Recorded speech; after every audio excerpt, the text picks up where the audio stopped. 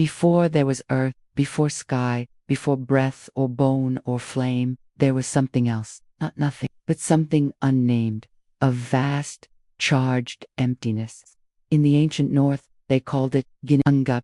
Imagine a space stretched between two impossible extremes, the burning realm of Muspelheim, a world of fire, and the frozen mists of Niflheim, a world of ice. This wasn't chaos as we think of it, a messy jumble of things. It was pure tension, heat pressing against frost, potential waiting to take shape, and then fire met ice. From the melting frost, something stirred, a being rose, vast and primordial. This was Ymir, the first giant. From his body, the world itself would be formed. His flesh would become the land. His blood, the seas and oceans. His bones would rise as mountains, and his skull would arch to become the sky. Notice what's missing here. There's no divine command, no sacred sentence declaring light into existence.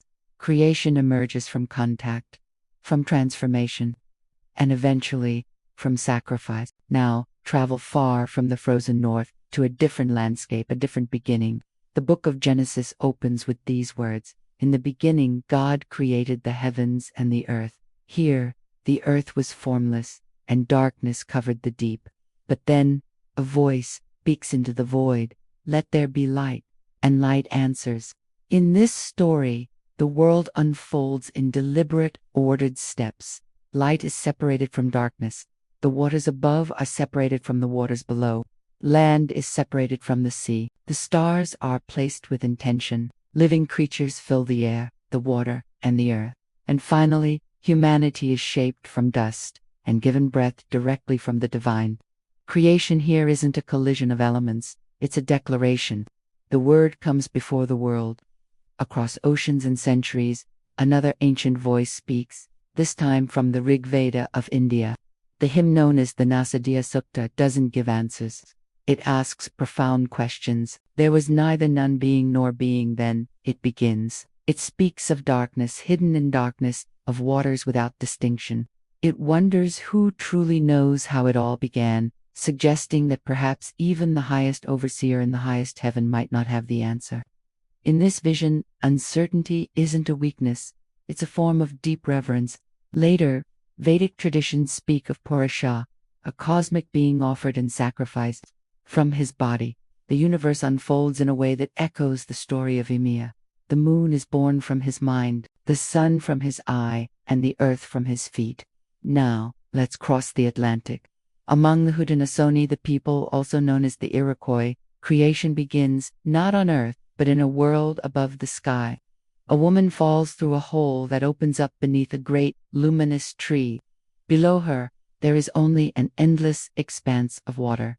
But she doesn't fall into chaos. She is carried. Birds fly up in a flock to catch her. Seeing this, the great sea turtle offers its back as a place for her to land. The muskrat, a small but determined creature, dives deep into the waters and returns with a tiny pawful of earth. The sky woman spreads this soil across the turtle's shell, and from it, the land begins to grow. This is how the world, Turtle Island, is formed.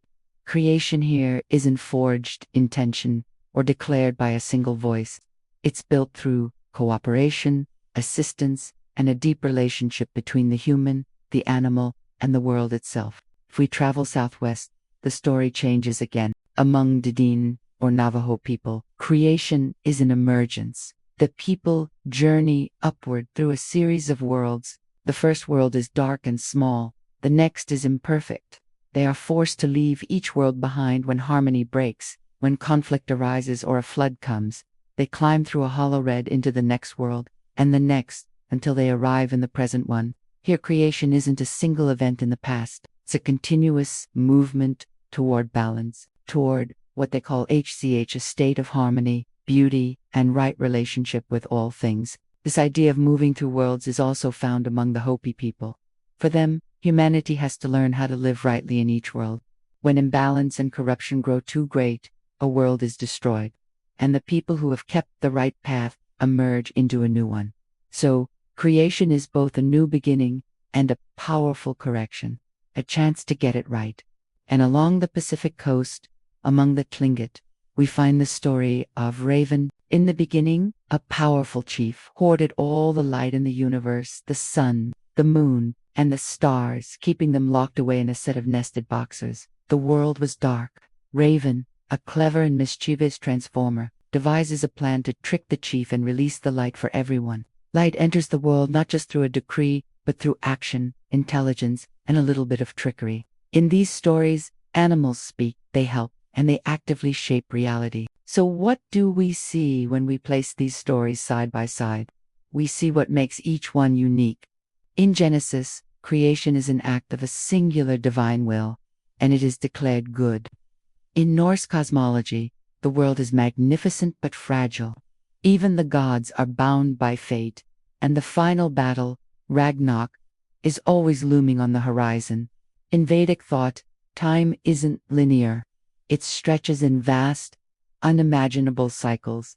Universes arise and dissolve endlessly. In the Haudenosaunee tradition, the world rests on a foundation of relationship, and gratitude is what sustains existence. For the Navajo, imbalance is the greatest threat to reality itself. For the Hopi, responsibility determines our very survival. And for the Tlingit, light can be lost, but it can also be reclaimed through clever action. Certain elements appear again and again. Water, for instance, the formless deep in Genesis, the melting frost of the endless sea beneath Sky Woman, the floods between the Navajo worlds. Water is potential, it's danger, it's the womb of creation. Sacrifice also reappears. Ymir becomes the landscape, Purusha becomes the cosmos. But sacrifice doesn't mean the same thing in every story. Sometimes it establishes order. Other times, it's about maintaining a reciprocal relationship with the world. The very land where these stories were born shapes the imagination. The Norse world is framed by ice and fire. The Near Eastern world of Genesis is shaped by desert and sea. The Haudenosaunee stories grew from the woodlands, nurturing tales of cooperation between species. The deserts of the Southwest demand a focus on balance for survival. These stories are not primitive science. They are maps of meaning. They tell a community who they are and what matters most. In the North, courage is vital because doom is certain.